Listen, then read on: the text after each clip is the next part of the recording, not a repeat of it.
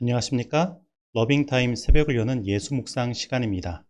오늘의 예수 묵상 범위는 에스겔 30장 1절로 9절까지의 말씀입니다. 오늘도 이 말씀 속에서 하루를 살아가는 데 필요한 영적인 힘을 얻게 되기를 간절히 소원합니다. 먼저 본문 말씀을 읽도록 하겠습니다. 또 여호와의 말씀이 내게 임하여 이르시되 인자야 너는 예언하여 이르라. 주 여호와께서 이같이 말씀하시되 너희는 통곡하며 이르기를 슬프다 이날이여 하라.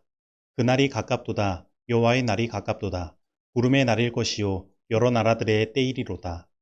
애굽의 칼이 임할 것이라. 애굽에서 죽임당한 자들이 엎드러질 때에 구스에 심한 근심이 있을 것이며 애굽의 무리가 잡혀가며 그 터가 헐레일 것이요 구스와 붓과 룻과 모든 섞인 백성과 굽과 및 동행한 땅의 백성들이 그들과 함께 칼에 엎드러지리라.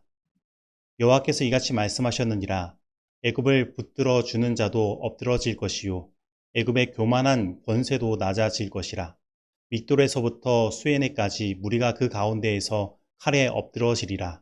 주 여호와의 말씀이니라. 황폐한 나라들 같이 그들도 황폐할 것이며 사막이 된 성읍들 같이 그 성읍들도 사막이 될 것이라. 내가 애굽에 불을 일으키며 그 모든 돕는 자를 멸할 때에 그들이 나를 여호와인 줄 알리라.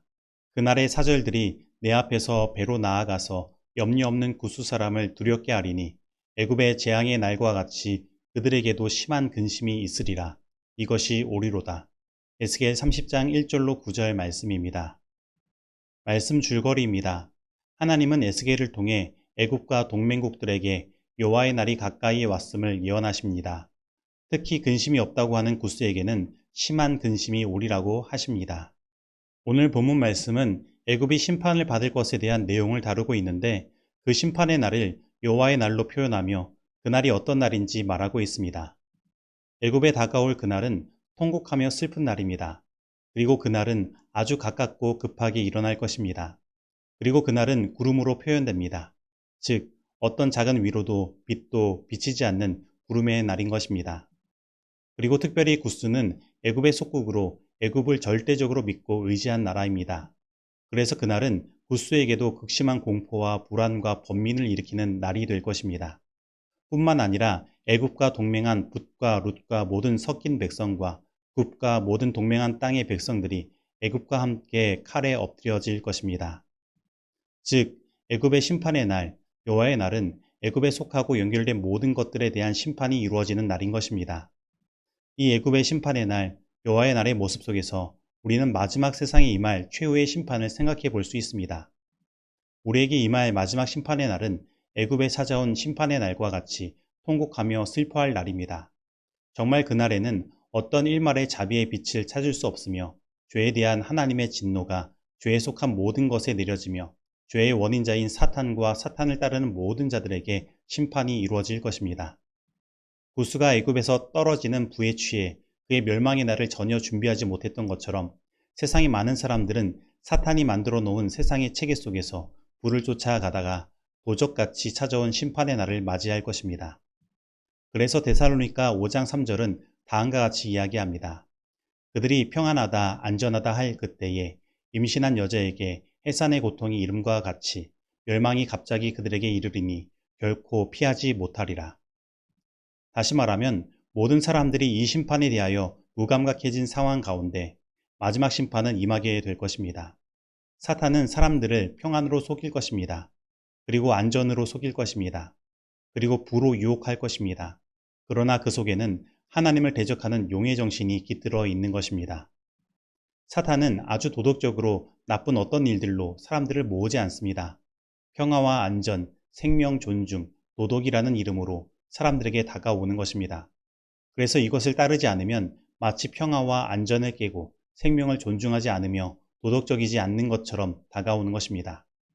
그래서 우리가 영적으로 깨어있지 않으면 사탄의 이 속임수에 넘어가 무감각하여 용의 정신을 분별하지 못하고 좋은 것이 좋다고 그냥 적당히 타협하다가 다 그를 따르게 될 것이며 도둑같이 찾아온 심판의 날을 맞이하게 될 것입니다. 그러면 우리는 이 날을 어떻게 준비해야 할까요? 사도행전 2장 20절로 21절은 다음과 같이 말합니다. 주의 크고 영화로운 날이 이르기 전에 해가 변하여 어두워지고 달이 변하여 피가 되리라. 누구든지 주의 이름을 부르는 자는 구원을 받으리라 하였느니라.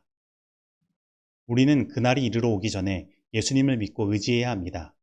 이 마지막 심판을 피할 길은 예수님을 믿는 길밖에 없는 것입니다. 사도 바울은 여호와의 날을 그리스도의 날이라고 말하며 빌립보서 1장 9절로 11절에서 성도들이 그날을 이렇게 준비하기를 기도했습니다. 내가 기도하노라.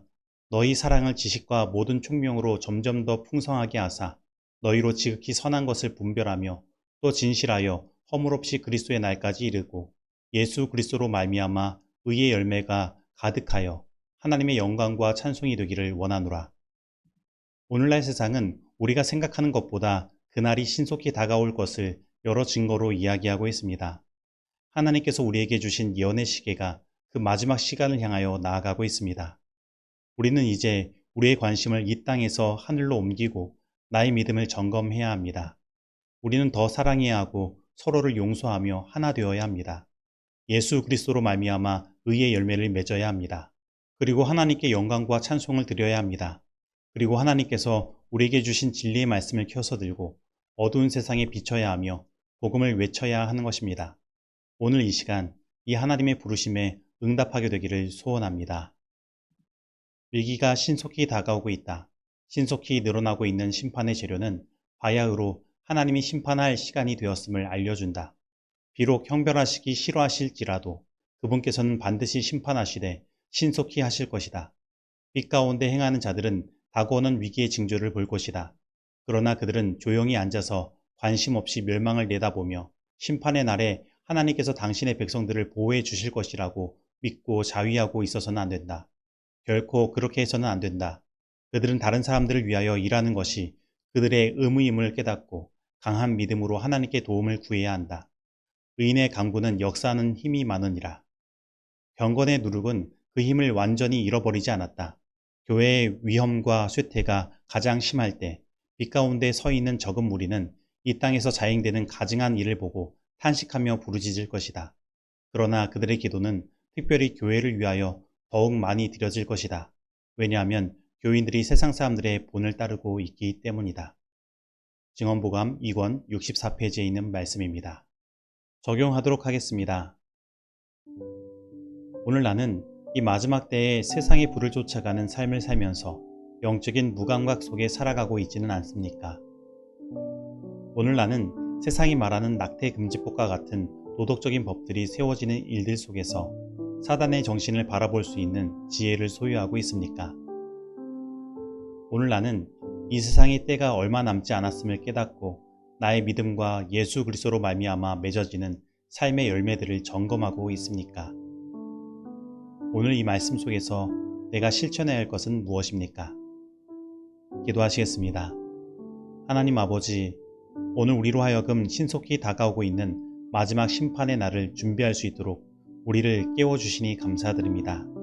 하나님 아버지, 오늘 우리의 삶 속에 세상의 불을 쫓아가는 마음과 세상의 유행을 쫓아가는 마음으로 영적인 무감각을 경험하고 있지 않는지 우리의 마음을 살펴주시고 세상에서 일어나는 일들을 주님께서 주시는 영적인 눈으로 바라보게 하여 주셔서 선과 악을 올바르게 분별할 수 있도록 하시며 우리 삶 가운데 예수 그리스도로 말미암아 선한 열매들이 맺어질 수 있도록 인도하여 주시옵소서. 예수님의 이름으로 기도드립니다. 아멘.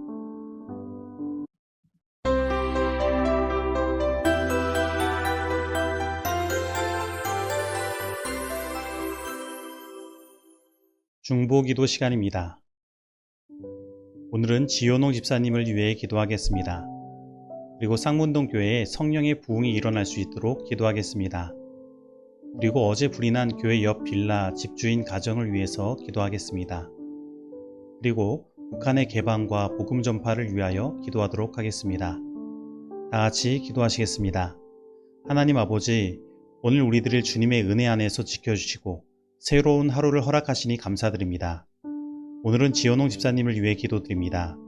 하나님, 지효농 집사님 마음 가운데 언제나 주님의 성령으로 함께하여 주셔서 홀로 지내시는 가운데 외로움을 느끼지 않도록 하시고 주님께서 주신 하나님의 말씀들을 늘 마음에 떠오르게 하셔서 늘 예수님을 모시며 주님의 재림의 날을 기다리는 집사님 되도록 인도하여 주시옵소서. 그리고 마음의 부활의 소망 늘 허락하여 주셔서 하나님께서 언제 잠재우시더라도 주님께서 지현홍 집사님을 부르시는 그날에 온전히 일어날 수 있도록 인도하여 주시옵소서. 그리고 집사님의 마음 가운데 늘 집사님을 위해 기도하고 있는 성도님들이 있다는 사실을 기억하게 하여 주셔서 홀로 지내시지만 마음의 따뜻함을 언제나 느낄 수 있도록 인도하여 주시옵소서. 그리고 저희 쌍문동 교회가 부흥할 수 있는 길은 이제 주님께서 부어주시는 성령을 기다리는 일밖에 없음을 아오니 저희들 전혀 기도에 힘쓰며 주님의 성령을 기다리게 하시고 주님의 부어주시는 성령의 역사로 말미암아 복음을 담대하고 능력 있게 전할 수 있는 교회 되게 하여 주시옵소서.